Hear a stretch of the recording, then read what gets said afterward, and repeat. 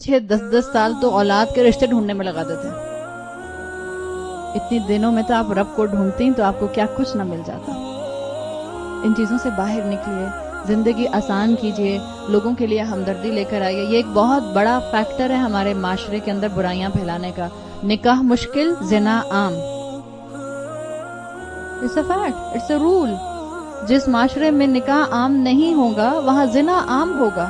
اور آج زنا عام ہے. ہر گلی کے باہر آپ کو عورتیں کھڑی ہوئی مل جاتی ہیں.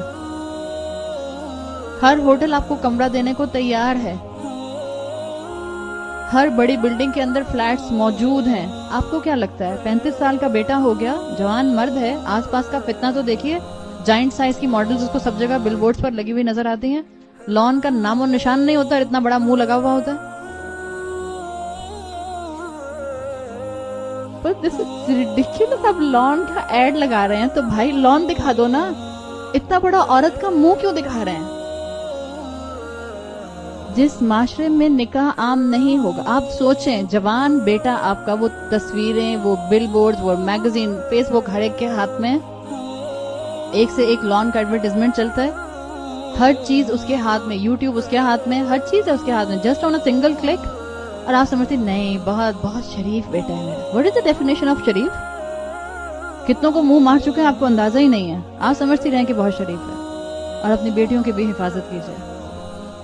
باہر سے چہروں سے معصوم نظر آنے والی بیٹی دنیا کے چیلنجز کا اگر شکار ہوئی, اگر بیٹی زنا میں انوالو ہوئی اس لیے کہ آپ کے بہت ہائی سٹینڈرڈز کی وجہ سے اس کا رشتہ کوئی سیٹل نہیں ہو پا رہا تھا, تو بیٹی کی غلطی میں ماں کا حصہ برابر کا ہوگا. جا کر دیکھیے ہمارے ہاں دوائیاں بکنے میں اور برتھ کنٹرول, کانٹرسیپشن چیزیں بکنے میں کوئی پرسکرپشن ڈاکٹر کا نہیں چاہیے ہوتا ہے. کہاں جاتا ہے؟ کیوں مولوی اتنا بولتے ہیں کہ برتھ کنٹرول میتھڈ نہیں ہونے چاہیے, ختم ہونے چاہیے؟ اتنا پھیل گیا اس بیماری کا مرض out side the boundary of نکاح کہ بیچاروں کو بولنا پڑتا ہے کہ اس کو ختم ہی کر دو, حالانکہ ایک جائز چیز تھی with in the boundary of نکاح. لیکن اس کا مس یوز تو آپ دیکھیں.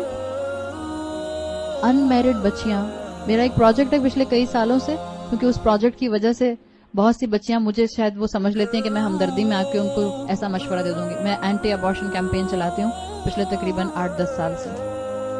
اکثر بچیاں میرے پاس فون کرتی ہیں, کیا عمر ہے؟ 23 سال, 24 سال. ہم انوالو اور روتے ہیں, ہم انوالو ہو گئے تھے, خدا کا واسطہ ہمیں کوئی ڈاکٹر بتا دیں, ہم کنسیو کر گئے.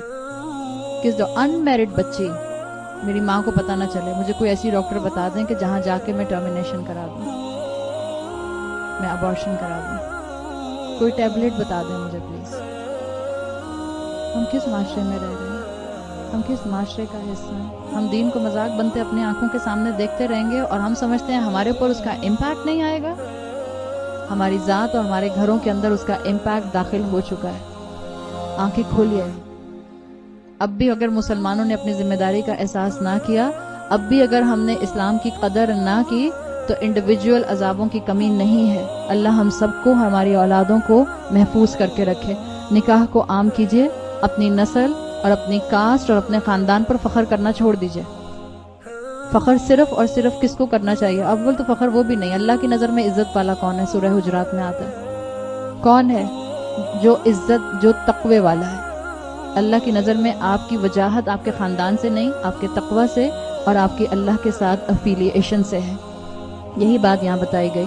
اور ان کو بھی بتا دیا گیا, قریش کو بتا دیا گیا کہ اگر تم نے تاریخ سے سبق نہیں لیا تو تمہارا بھی نام و نشان بالکل اسی طرح ختم کر دیا جائے گا.